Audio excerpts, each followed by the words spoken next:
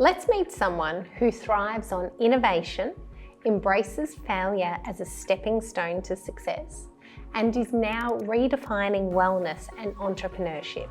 I'm Kate Save. The Inspired CEO starts now.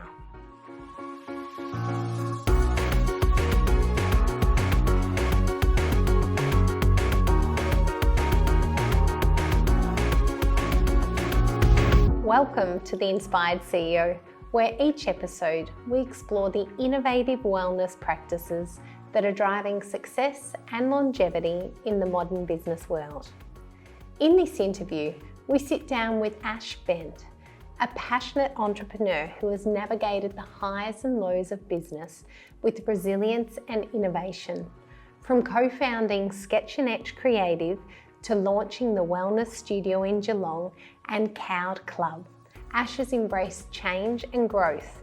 Now, as an e-commerce coach with Founder, he's helping others scale their business while maintaining focus on health and balance. Today, he shares his journey from childhood inspirations and career milestones, his biggest challenges, and his secrets to staying healthy and motivated. Thank you, Ash, for joining us today. My pleasure. Thanks, Kate. Cool intro. Thank you for the incredible sign. Yeah. This takes us back to a bit of your journey. It does. It's like Sketch and Etch. Yeah. Yes. But before we go there, my little bit of research about you, I found out that you had a drone company. Yes. Yeah. Yes. Tell me about that. When did that start? That was 10 years ago, I think like 2014. So first business was, drone business called Cinefly. I've got a younger brother who's autistic, and as he was hitting adulthood, it became very clear that the normal employer-employee relationship wasn't going to work for him. Yeah. And he showed some interest in drones, and I went, well, let's just start a business around making drones and flying them and offering them the services. So literally, that was out of the passion of being able to help my brother develop as a young man. And this is before you could buy a drone off the shelf for like $1,000. This is 10 years ago. We were building these things, programming them, flying around with huge cinema cameras, LiDAR units, all this stuff. Yeah, it was crazy. It was awesome. So, and we had to actually funny story, we had to get our private pilot license done to the point that we could start flying a plane and clocking up hours. No way. Yeah, this is how behind the regulations were at the time. So my brother at the time, he was 18, he saw no purpose in getting a driver's license because he's like, oh, mum or dad will drive me around or you will, so why would I get a car license? I was like, couldn't really argue with his logic.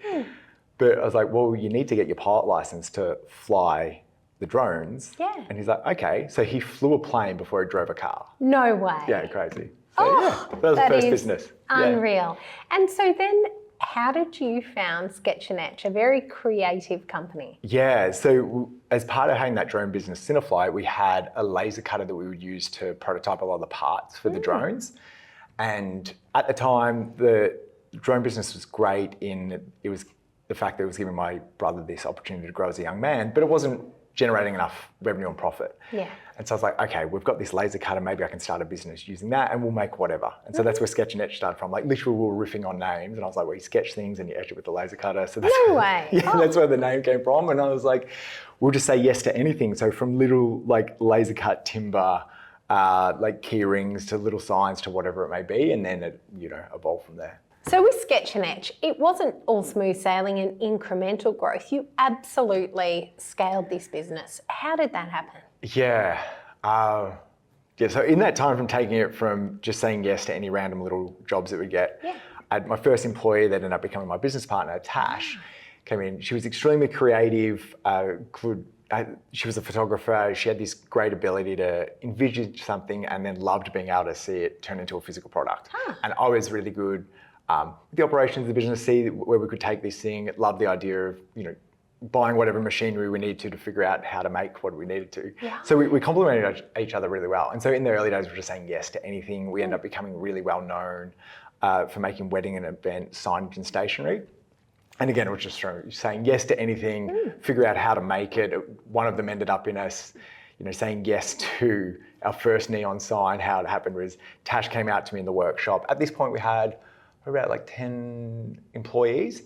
And Tash came out and said, hey, here's this LED neon sign, like the one behind us. And she's like, a bride wants this for a wedding. Do you think we could make it? And I said, well, yeah, you cut the back with a laser cutter, a bunch of like similar things. Yeah, I was like, we could do it for sure. She goes, good, figure it out. The wedding's in 2 months. I was like, okay. So that was like first neon. So I was like, figure that out. And then we were kind of at the start of that trend of neons becoming a big thing. And so when COVID hit, we had 15 employees. We're doing a couple $1 million a year in revenue. It was a profitable business. We didn't spend any money on marketing. It was all organic, like all through organic social media, mainly Instagram. And it's so Instagrammable. It's the coolest thing. Yeah, so Instagrammable. And we had like a really high expectations on ourselves to deliver because when there's an event and wedding, like you have to deliver, you can't not. And because we'd in-housed so much of the manufacturing, it always kind of came down to us we could fix any problem that would pop up. It wasn't like we outsourced a bunch of, say, the printing or the neons getting made, and then if something happened with that manufacturer, then we'd be the one being like, oh, okay, we can't actually solve this problem. So you created the timelines. Exactly, and if it just come down to like, okay, we've got to go all this stuff out, like we're just doing late nights or early mornings or whatever, and it's a hustle, and it was like a lot of times it's a hustle to get it out with the courier on the Thursday before a wedding coming up that weekend, or some last minute deliveries where something would happen with a courier and you're jumping on a plane, flying a new product to to Adelaide the next that happened. Lots of excitement and adrenaline with those. But COVID hit, and obviously not many wedding events happening in Australia in 2020. So we were 70-80% down in revenue, and said, okay, well, we need to pivot this business because we don't know how long this is going to last. And so we pivoted to single product focus with neons and said, let's do this as an e-com play. Whipped up a new website with an e-com focus in June 2020. Started throwing money at paid ads on Facebook and Instagram, and it worked. We could get a positive return. We're like, okay, let's follow this and scale it up. And I said, I think the US is going to be our big market here. So let's set up a localized website for the US. Everything USD. Swap the S's for Z's. Like localize it a bit, and let's go after the US. So we did that in August 2020. And I said to Tash at the time, I said, look, we've tipped so much money back into this business. We've kept all of our staff engaged. We've been burning through cash. And I said, this is the last 30 grand I put into the business. We throw it at ads in the US. If this works, great. If it doesn't, like it's game over. And so... Oh my goodness. So we started running paid ads with an agency out of LA in the US, and it worked straight away. And August was great. September took off. October flatlined because of the US election. And then November hit, and it was our first Black Friday, Cyber Monday. And we had no idea what to expect because we hadn't been in e-com before. So over those X days, we did like 500K in revenue and broke every system in the business. Because we didn't have enough customer service reps to deal with the customers. We got to the point where we're like, okay, we promised everyone these signs by Christmas. It's like, I don't think we can get these, like how are we going to get these made? We couldn't scale up our own manufacturing quick enough to meet demand. So we had outsourced manufacturing in China. They couldn't meet the demand either. So anyway, we ended up getting to the point where we did get everything made. We had like 1,000 neons sitting there at a factory in China. And the big issue was, if we go back to 2020, that first Christmas was freight. You couldn't get anything delivered in time. And so we would have DHL arrive at the factory in China with their van, and they'd go, okay, cool, we'll take 3 neons today. And we're like, there's like 1,000 there. It's going to take you a year to get all these out. And then, every courier was the same, whether it was like FedEx, TNT, like everyone was the same. So look, we're on the front foot with customers, apologise for the delays. They'd seen it with many other companies at the time, so they understood. We got out as many as we could, and end up on our feet. We came up with the idea. We're like, hey, we'll do a design of the neon, the custom neon someone got made for someone as a gift, and we'll put it we'll send it to them digitally, and they can print it out as a card, and it says like, hey, Santa's elves are working really hard. Sorry for the delay, right? So at least they could put something under the tree and be like, hey, I did get you this, but the neon hasn't turned up. So did that, and then started 2021. We said, okay, this is a new business model. Let's follow this. We're an e-com neon business now, and so we scaled all through 2021. All this we bootstrapped. We just kept throwing profits back in the business. Grew to 50 employees. That November we did 2.5 mil rev just in November. Took on VC funding with a US-based venture capital fund. And in 2022, I spent majority of my time in the US. We set up a manufacturing facility in LA. And you just got married or engaged? I just got engaged. Engaged. I proposed. That's right. Because the first time I met the VCs was in August 2021, and there was a high chance I didn't think I'd get back into Australia. I was like, I might not be able to get back in here because there's still really weird times with COVID and we had some really big restrictions here in Australia. So on the flight I had to fly Melbourne to Sydney, from Sydney to LA. On that flight, there were 13 people on the whole plane. So you got this like massive plane. There were more like hosties and pilots. There was more staff than there were passengers.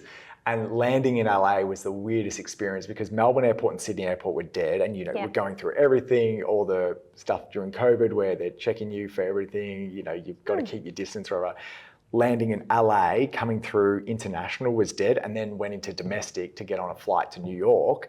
And it was like chaos. And everyone's everywhere. No one's really wearing masks. And I was like, whoa, like I haven't been around people for like over a year. What's going on here? So, but yes, just that weekend before I left, I proposed to my now wife because I was kind of like, I might not be able to get actually back to Australia for some time. So I was going to propose. I was like, I better get this done. So so we're serious. Don't leave me. Not sure when I'll be back, but hey. I might not be able to get back. Yeah. And so went over there, and then we got married at the start of 2023. Bushfires. That's right. We had the fire. In lawn, and the wedding venue got evacuated 15 minutes before guests started to arrive. And there were literally helicopters water bombing like a fire that was, 100 metres from the venue. They thought they were going to lose the venue at the top of the hill in Lawn. And so when I told my wife, we did the first look. Yeah. Because I was like, don't tell her, like, let's just do the first look and then we'll figure out what we're going to do because our wedding's now like gone, like cancelled. Yeah. And did the first look, got those photos. That was cool. And then she looked over my shoulder and she's like, why are your groomsmen in shorts? You were supposed to be up there in like 5 minutes. I was like, so funny story. There's a bushfire and the venue's been evacuated. And she's like, she just laughed. And she said, what do you want to do? And I was like, we can do anything, Bubs. Like, it's you and I, we're here. We've got our celebrant. We just need 2 people. We can walk down the beach and get married now. Yeah. Like, what do you want to do? And she said, like, let's get married. We had to, like, we delayed our engagement party 3 times and then had to cancel it because of COVID. We didn't have an engagement party. We're like, we're getting married today. Like, this is happening. And so, we, power of entrepreneurs, all my other entrepreneur mates on the day. I was like, okay, guys, does anyone know someone? It made the news. I know that. It was on Channel 7 News, and then like Sunrise, we did a live thing with Koshi. And radio and everything. But we ended up getting a bunch of entrepreneur mates saying like, just everyone call someone who knows someone who might know someone who's got access to, a big house or a venue down here in Lawn. And it had to be in Lawn because we couldn't leave because they blocked the Great Ocean Road. Every town had been evacuated. And I heard something about having to use like a fire brigade to actually get to some point. Yeah. So they had, the DJ was not able to get to Lawn. He was stopped in after Aries Inlet, and the fire brigade and the police were there, and they said, you can't go down. And he's like, I've got a wedding down there. And they're like, there's no wedding happening in Lawn. And he said, no, like, it's going ahead. They found another venue. And they're like, well, we're not, like, you can't go. Yeah. And so it just turned out the person in the car in front of him, for medical reasons, had to get back to Lawn. And so the police said, okay, you can follow that car and we will escort you to Lawn. So our DJ had a fire truck and a police car escorting him down the Great Ocean Road to get to our wedding. And we didn't know that story till after the DJ left. Like, he told us when he was leaving at the end of the night. So it just turned out a friend of a friend knew someone who owned a venue, and the venue, for whatever crazy reason, wasn't booked on that Saturday. And normally it's booked out 3 years in advance. Yeah. And everyone hustled and moved everything. Like, they didn't have staff or anything to be able to manage it. Never stopped you in business before. It didn't stop us in business. So it's like entrepreneurship, like it's like in life, like you just all jump, spring on it. And we end up, the wedding was only delayed by an hour and 15 minutes. We got married on the beach in Lawn, which is, you can't do, but we're like, well, the police are busy, so they won't stop us. And then, the venue was literally right on the beach. And it's the best. Incredible. Yeah. So, VC funding, you've gone overseas. Yes. You're hustling, you're scaling this business, you've got 50 employees.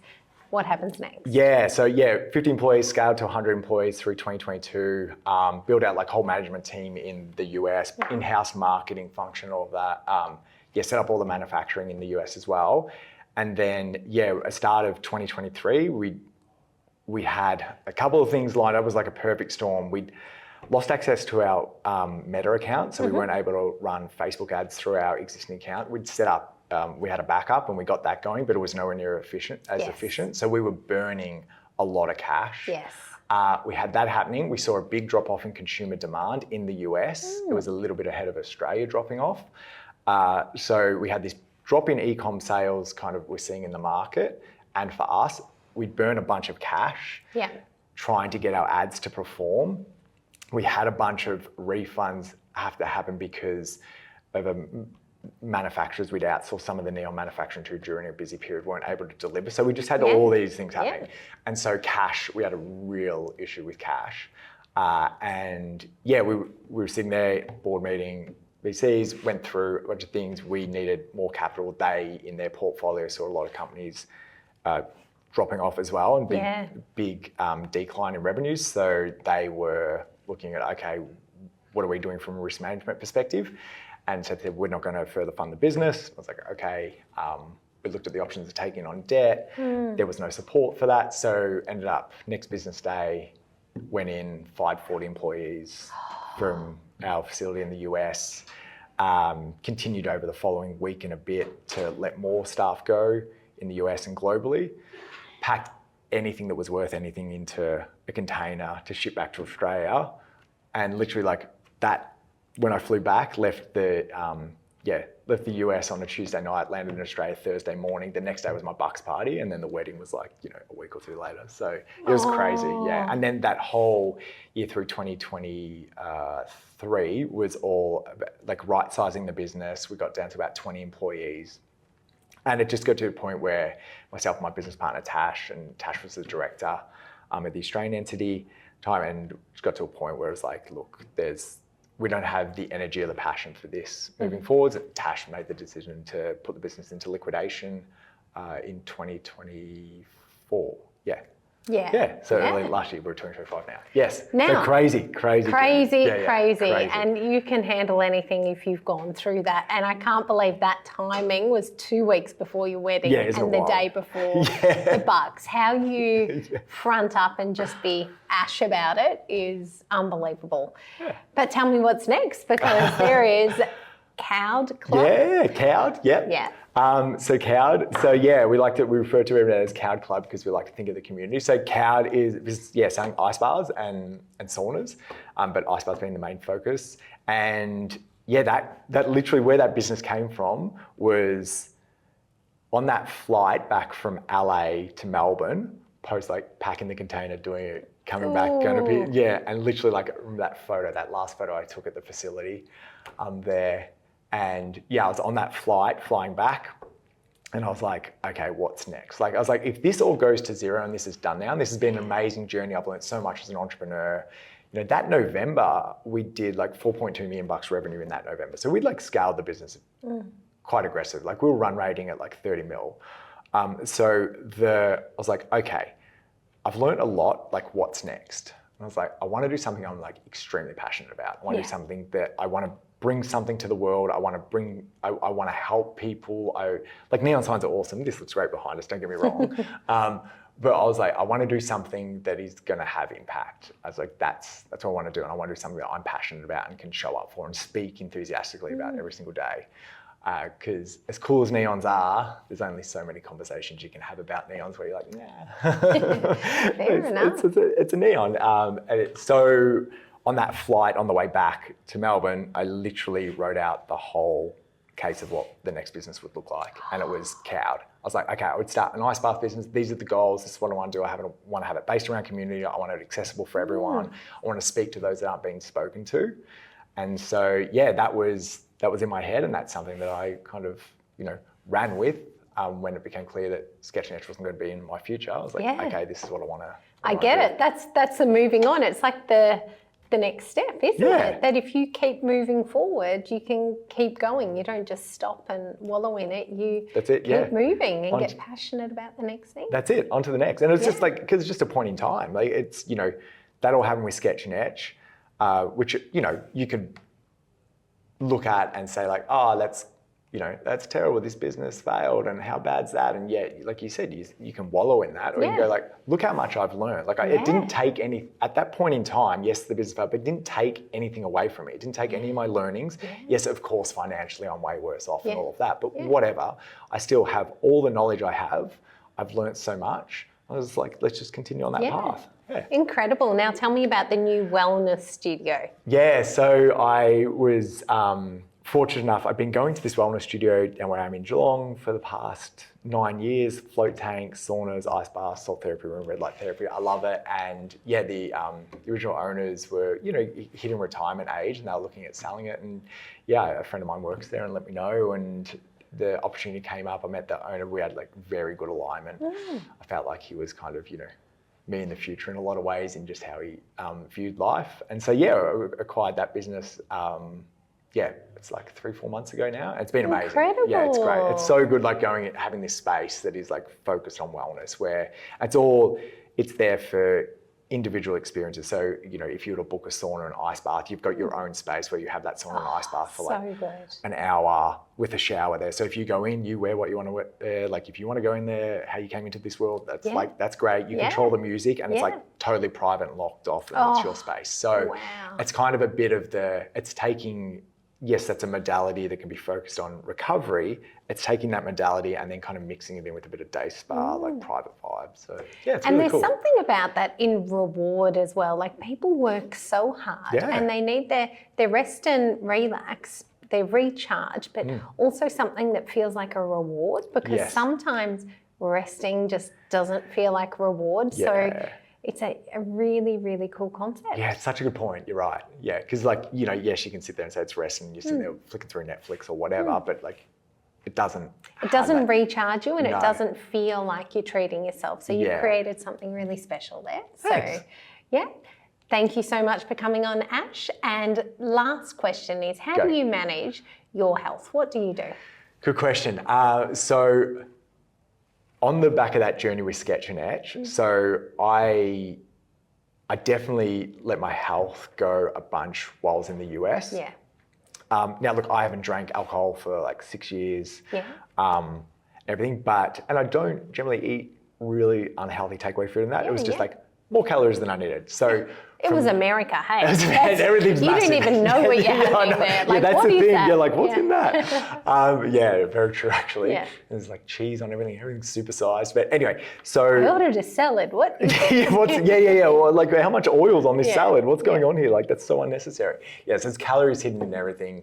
And it was kind of through COVID too, I'd put on a bunch of weight and so I was like, okay, when all this happened with Sketch, and I was like, look, a lot of this is out of my control. I'll show up the best I can, but to be the best version of myself, I need to put me first. So it was a big focus on, okay, my health and my wellness and my routines. And through that pivot in COVID where things were really challenging, I had like my morning routine dialed in where it'd be like, cold shower, meditation, breath work, journaling, reading, intentions for the day, and gratitude practices, and I'm able to turn up as my best self when I do that. And so back to like what I do now and what I've been able to do is kind of taking that and making that a priority on the back of Sketch and Etch. And so on that journey, I lost like 25 kilos. And it was all through, like it was literally just, eating the right foods and everything. Yes, tracking my calories, making sure I'm in a slight deficit, and just, weights 3 to 4 times a week and getting my steps in. And playing mix netball with my brother and my wife and like a bunch of friends and stuff. So that's always cool and stuff. So there's that, and then there is like now what I'm doing. I've got a really big focus on longevity. I honestly think I think we'll be able to live to like 150, 200 years old, maybe even more. And so I'm like, okay, let's look after this vessel that we're in. Yes. So huge focus on longevity. So obviously, yes, I'm going to talk about ice baths and saunas. Yes, that's obvious. I've got a business around that. There's that, but then yes, so much around what else can I bring in from a supplementation perspective and what am I doing to manage stress levels and all that stuff. So now I would say like, if I went, what's most important to me, it is, definitely health and wellness is like number one, and the connection with my wife, Maddie. And then, everything else comes like, business is a long way down the list compared to that. It's like, if you don't have, it's such a cliche thing to say, but if we don't have our health and wellness, it's like you're saying it through first-hand experience, and not many people can do that. So what you are saying needs to be taken into context as to what you've been through, and a lot of people wouldn't have come out the other end with that really positive, driven, passionate mindset and a whole new outlook on doing things in a healthy way that serve you and serve Maddie. So congratulations. Cheers, thank you. Well, this is the Inspired CEO, and we'll be right back.